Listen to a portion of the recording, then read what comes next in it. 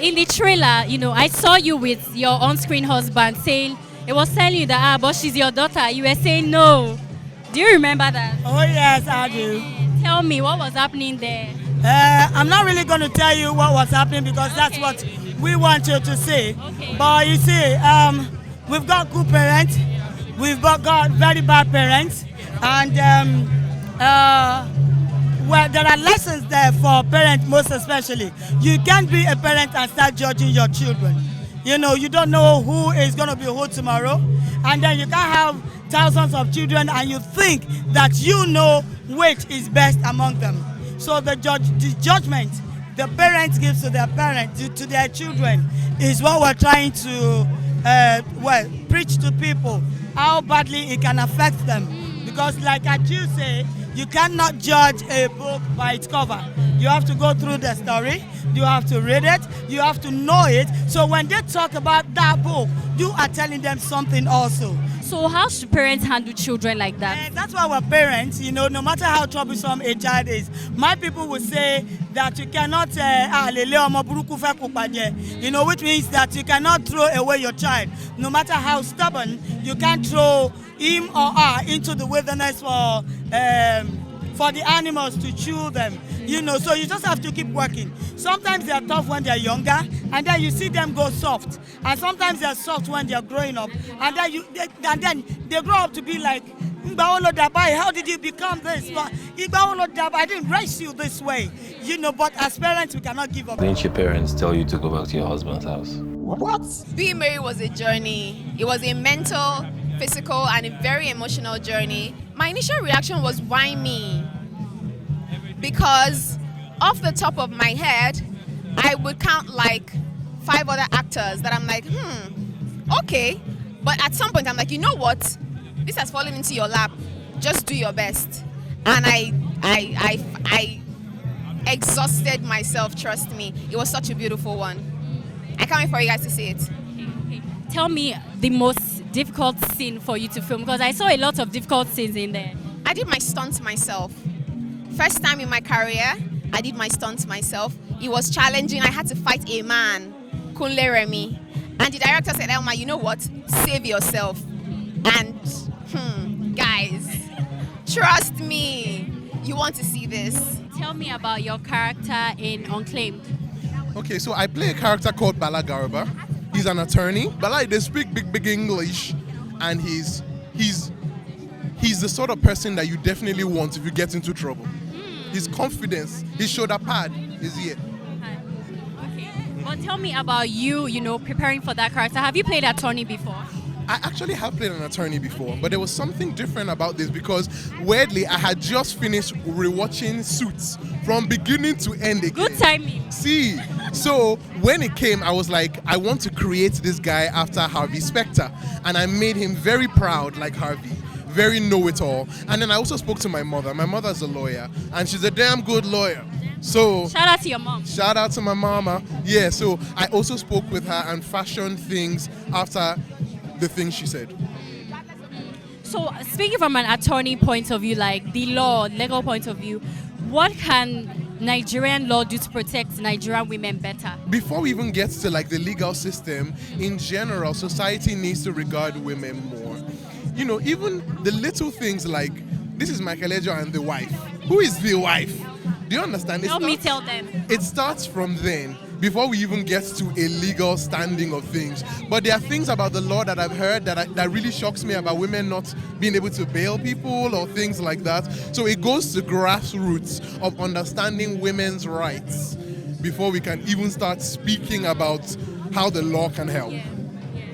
And then we see grief and trauma change Mary and make her become something that she can't even recognize. Yeah. Do you have any personal experiences with trauma? Is there a strength that trauma that you face has helped you to become, and how is that guiding your life now? Definitely. Trauma is one of the worst things that can happen, but also in terms of moving to a different phase of your life, it's something that if you handle well can help. I've been through a few really traumatic experiences, things that I would rather not get into, that shaped me, things that even put me into depression. I was on antidepressants for years. Do you understand what I mean? But it shaped me to being who I am today.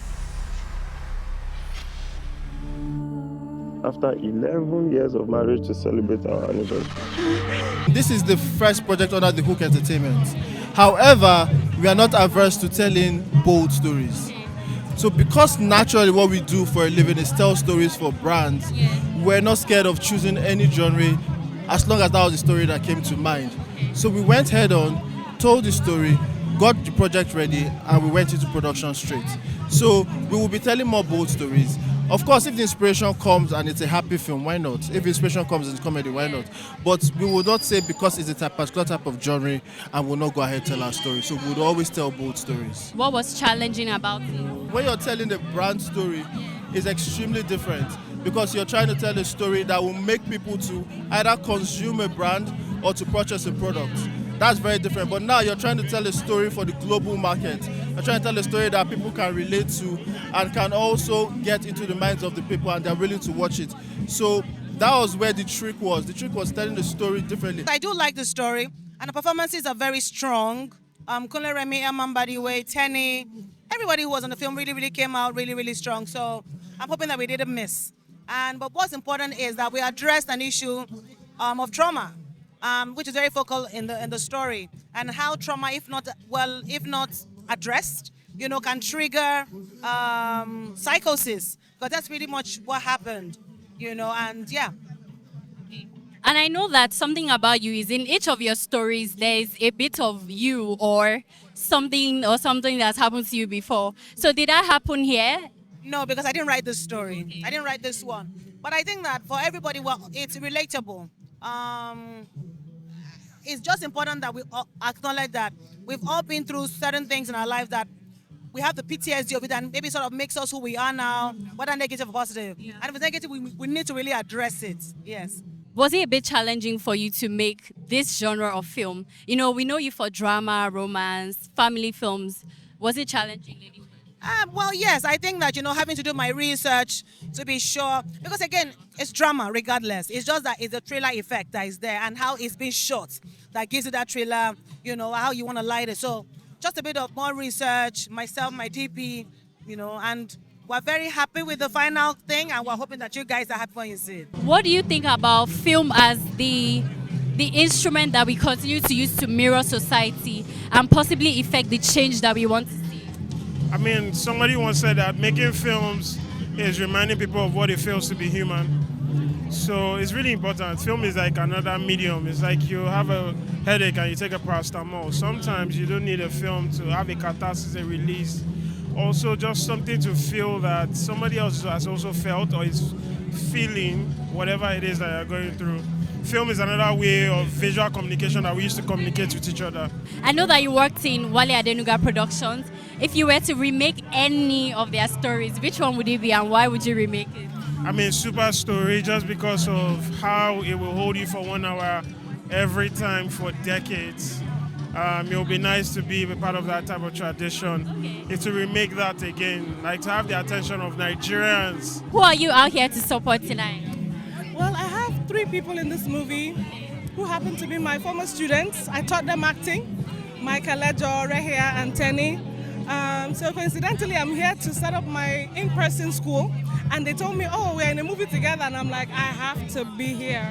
Yeah. So you feel like a proud mommy? Yes, I'm a proud mother today. That's why I'm here. What do you think about films addressing the hard issues like this in society? I'm all for it, and that's the kind of filmmaker that I am as well. We tell stories, real life stories that hit home, that make sense, not just for entertainment, but things that address the things that we face as humans every day, not just as Nigerians, but as humans. It's our Madam EP, and lead actor. My mother is a witch here, supporting her people. Give a shout out to your people that are here to support. I'm here to support Auntie B, of course. I'm here to support Kunle. I'm here to support Timini. I'm here to support every single human being that's in this film.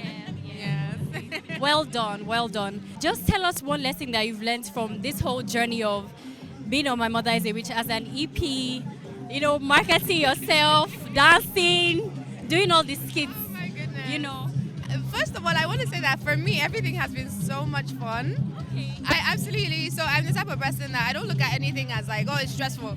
I find the fun in everything that I do. And one thing that I've learned is, besides have fun doing whatever you're doing, is those who day for you, go day for you.